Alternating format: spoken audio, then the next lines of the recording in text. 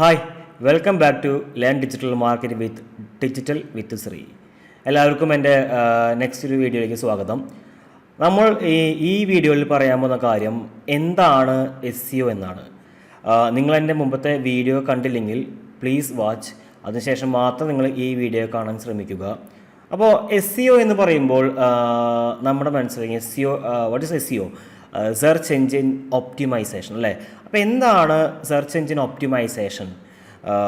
എന്തുകൊണ്ട് search engine optimisation digital മാർക്കറ്റിങ്ങിലെ ഒരു മെയിൻ പാർട്ടായി മാറി? നിങ്ങൾക്ക് അല്ലെങ്കിൽ നിങ്ങളൊരു സ്റ്റുഡൻ്റ് ആയിരിക്കാം, മേ ബി നിങ്ങൾ ബിസിനസ് ഓണർ ആയിരിക്കാം. അപ്പോൾ നിങ്ങൾക്ക് എങ്ങനെയാണ് സെർച്ച് എൻജിൻ ഒപ്റ്റിമൈസേഷൻ പഠിച്ചത് കൊണ്ടുള്ള ബെനിഫിറ്റ്, ഇതിനെ പറ്റിയുള്ള കാര്യങ്ങളാണ് ഞാൻ ഈ വീഡിയോയിൽ പറയാൻ പോകുന്നത്.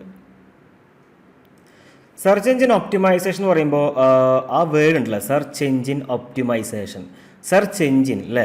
സെർച്ച് എൻജിൻ എന്ന് പറയുമ്പോൾ നമ്മുടെ മനസ്സിൽ വരുന്ന സെർച്ച് എൻജിൻസ് ഏതൊക്കെയാണ്?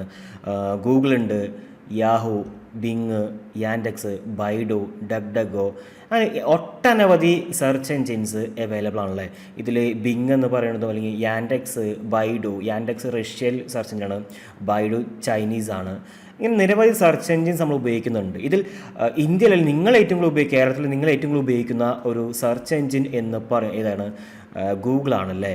നിങ്ങൾക്ക് എന്തൊരു ഡൗട്ട് വന്നാലും നിങ്ങൾ ആദ്യം ഒരു ഫ്രണ്ട്സിൻ്റെ അടുത്തോ അല്ലെങ്കിൽ ഒരു പാരൻസിൻ്റെ അടുത്തോ ചോദിക്കുന്നതിന് മുമ്പ് നിങ്ങളോട് ചോദിക്കുക, ഗൂഗിളാണ് ചോദിക്കുക. അത് തന്നെയാണെന്ത് സെർച്ച് എൻജിന് അത്രത്തോളം ഇമ്പോർട്ടൻസ് വരികയും അതിനൊപ്പം തന്നെ സെർച്ച് എൻജിൻ ഒപ്റ്റിമൈസേഷൻ എന്ന് പറയുന്ന ആ ഒരു മാർക്കറ്റിംഗ് പ്രോസസ്സിന് അത്രത്തോളം ഇമ്പോർട്ടൻസ് വരാൻ കാരണം. നമ്മൾ സെർച്ച് എൻജിനിൽ സെർച്ച് ചെയ്യുന്ന ഒരു ക്വറിക്ക് നിങ്ങൾ ചെയ്യുന്ന ഒരു ക്വറിക്ക് വിളിക്കുന്ന പേരാണെന്ത്? Search query. എന്താണ്? സെർച്ച് ക്വറി എന്നാണ് നിങ്ങൾ ആ ഒരു പെർട്ടിക്കുലർ സെർച്ച് എന്ന ക്വറിക്ക് വിളിക്കുക. ഈ സെർച്ച് ക്വറിക്ക് കറസ്പോണ്ടിങ് ആയിട്ട് പല റിസൾട്ടാണ് നമുക്ക് കാണിക്കുക അല്ലേ. നമുക്ക് നോക്കാം.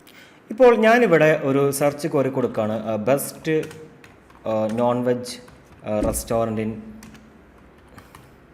ഇൻ എറണാകുളം എന്ന് കൊടുത്തു. ഇങ്ങനെ കൊടുക്കുമ്പോൾ നമുക്കിവിടെ സെർച്ച് എൻജിനിൽ കുറച്ചധികം റിസൾട്ട് കാണിക്കുന്നുണ്ട് അല്ലേ.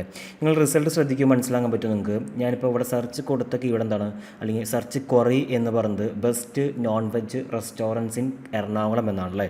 അതിന് കറസ്പോണ്ടിങ് ആയിട്ട് ഏകദേശം ഒരു 7 മില്യൺ റിസൾട്ടാണ് 0.79 സെക്കൻഡ്സ് കൊണ്ട് ഗൂഗിൾ നമുക്ക് കാണിക്കുന്നത്.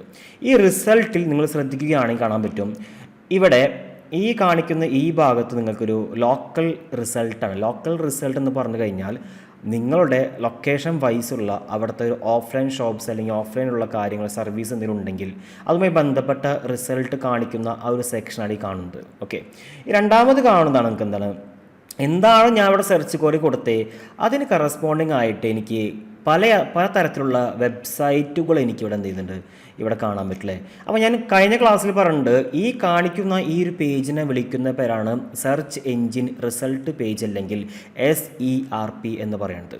അപ്പോൾ ഈ SERPയിൽ ഏകദേശം 10 മുതൽ 12 റിസൾട്ടാണെന്ത് ഷോ ചെയ്യുക ഗൂഗിൾ ആണെങ്കിൽ.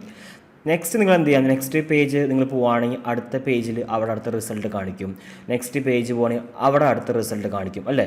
പക്ഷേ നിങ്ങൾ എപ്പോഴും എന്താണ്, ഫസ്റ്റ് റിസൾട്ടിലെ ആദ്യം കാണിക്കുന്ന റിസൾട്ടുകൾ മാത്രമായിരിക്കും നിങ്ങൾ എന്ത് ചെയ്യുക നോക്കാറുള്ളൂ. അല്ലെങ്കിൽ നിങ്ങളത് ക്ലിക്ക് ചെയ്യും, കറസ്പോണ്ട് നിങ്ങൾ ഒരു എൻക്വയറി ചെയ്യുമോ, അല്ലെങ്കിൽ അവിടെ ഒരു സെയിൽസ് നടക്കാനുള്ള ചാൻസസ് ഉള്ളൂ അല്ലേ. അത് തന്നെയാണെന്ത് സെർച്ച് എൻജിൻ ഒപ്റ്റിമൈസേഷൻ എന്ന പ്രോസസ്സിനുള്ള ഇമ്പോർട്ടൻസ് എന്ന് പറയുന്നത്. അപ്പോൾ ഞാനിവിടെ കൊടുത്ത ഒരു സെർച്ച് ക്വറി എന്ന് പറയുന്നത് best non veg restaurants in Kochi എന്നാണ് അല്ലേ.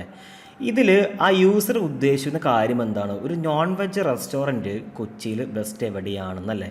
ഫോർ എക്സാമ്പിൾ, ഒരു നോൺ വെജ് റെസ്റ്റോറൻറ്റ്സ് കൊച്ചിയിൽ നടത്തുന്ന ഒരു വ്യക്തി അല്ലെങ്കിൽ ഒരു ഓർഗനൈസേഷൻ, അവരെ നമുക്ക് എന്ത് ചെയ്യാം, A എന്ന് വിളിക്കാം. ഈ A എന്ന് പറയുന്ന ആ ഒരു ഹോട്ടലിനോ ആ റെസ്റ്റോറൻറ്റിനോ എന്തുണ്ട്, ഒരു ഓൺലൈൻ പ്രസൻസ് ഉണ്ട്. എന്താണ് ഒരു ഓൺലൈൻ പ്രസൻസ് ഉണ്ട് എന്ന് വിചാരിക്കുക. ഈ ഓൺലൈൻ പ്രസൻസ് എന്ന് പറയുമ്പോൾ എന്താ ഉദ്ദേശിക്കുന്നത്, അവരുടെ വെബ്സൈറ്റ് അല്ലെങ്കിൽ അവരുടെ ബ്ലോഗ് അല്ലേ, അവരുടെ വെബ്സൈറ്റോ അവരുടെ ബ്ലോഗോ ആയിരിക്കും.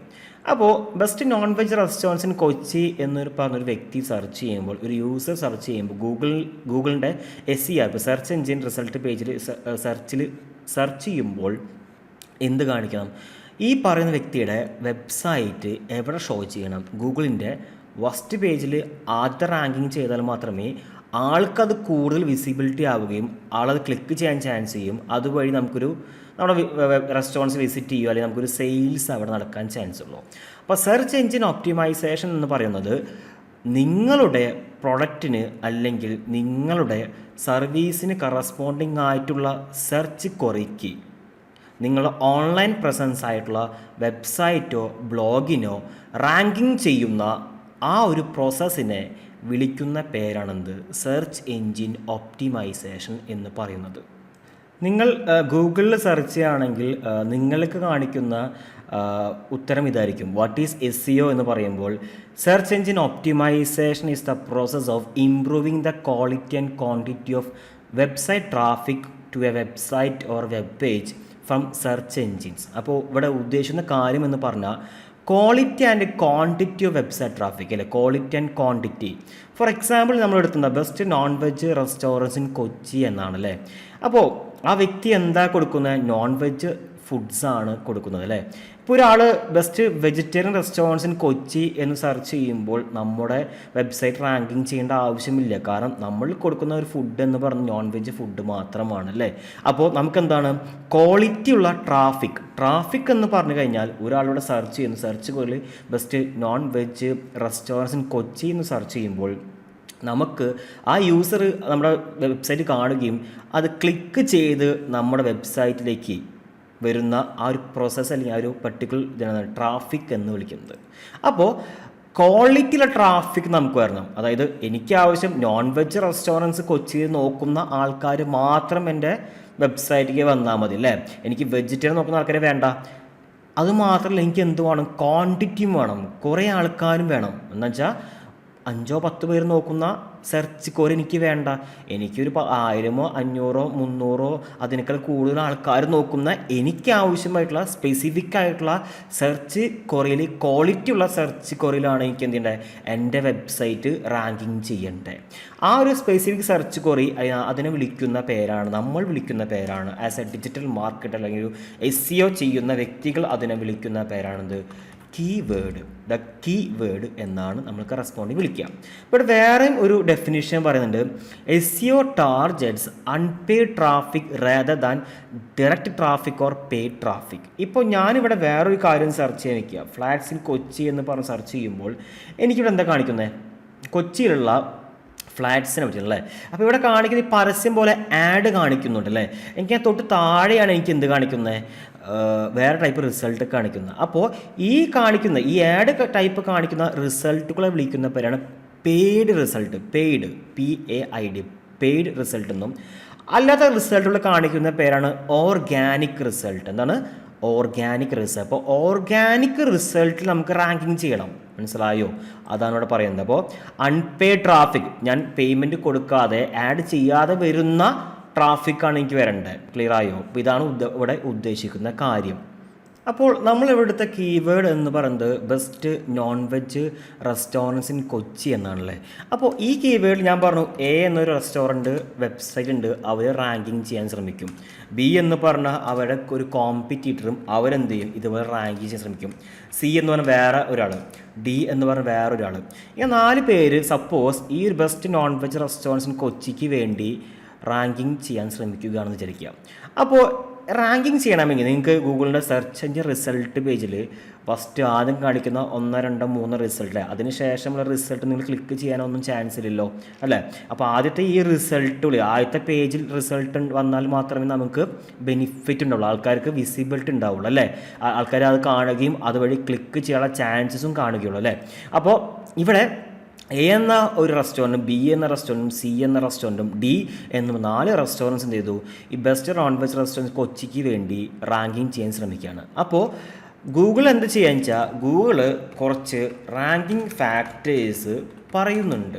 ആ റാങ്കിങ് ഫാക്ടേഴ്സ് വെച്ചുകൊണ്ട് മാത്രമാണ് എന്ത് ചെയ്യുന്നത്, ഗൂഗിൾ നിങ്ങൾക്ക് റാങ്കിങ് തരുക. എന്നുവെച്ചാൽ നിങ്ങളുടെ വെബ്സൈറ്റിന് റാങ്കിങ്, നിങ്ങളുടെ ബ്ലോഗിന് അല്ലെങ്കിൽ നിങ്ങളുടെ യൂട്യൂബ് ചാനലിൽ നിങ്ങളുടെ ഒരു പെർട്ടിക്കുലർ ഓൺലൈൻ പ്രസൻസിന് റാങ്കിങ് തരികയുള്ളൂ. ആ റാങ്കിങ് ഫാക്ടേഴ്സിനെ ആസ് എ ഡിജിറ്റൽ മാർക്കറ്റ് അല്ലെങ്കിൽ SEO ചെയ്യുന്ന വ്യക്തികൾ നമ്മൾ അതിനെ 3 ആയിട്ടാണ് കാറ്റഗറൈസ് ചെയ്യുക. ആ 3 എന്ന് പറഞ്ഞാൽ, ഒന്ന് എന്ന് പറയുന്നതാണ് ഓൺ പേജ് SEO, രണ്ടാമത്തെ പറഞ്ഞ സംഭവമാണെന്ത് ഓഫ് പേജ് SEO, ആൻഡ് മൂന്നാമതാണ് ടെക്നിക്കൽ SEO. ഇങ്ങനെ 3 ആയിട്ടാണ് നമ്മൾ എന്ത് ചെയ്യുക, SEOനെ തരംതിരിക്കുക. On page SEO, off page SEO and technical SEO. അപ്പോൾ നെക്സ്റ്റ് വീഡിയോയിൽ എന്താണ് ഓൺ പേജ് SEO, എന്താണ് ഓഫ് പേജ് SEO, എന്താണ് ടെക്നിക്കൽ SEO, ഇതിനെ പറ്റിയുള്ള ഒരു കാര്യമാണ് ഞാൻ പറയുക. Thank you all. നിങ്ങൾക്ക് എൻ്റെ വീഡിയോ ഇഷ്ടപ്പെട്ടെങ്കിൽ please like and please subscribe and click on the bell icon. കൂടുതൽ വീഡിയോകൾക്ക് നിങ്ങൾ വെയിറ്റ് ചെയ്യൂ. എവറി വീക്കിൽ ഞാൻ 2 or 3 വീഡിയോസ് ഞാൻ വരുന്നതായിരിക്കും. Okay, thank you.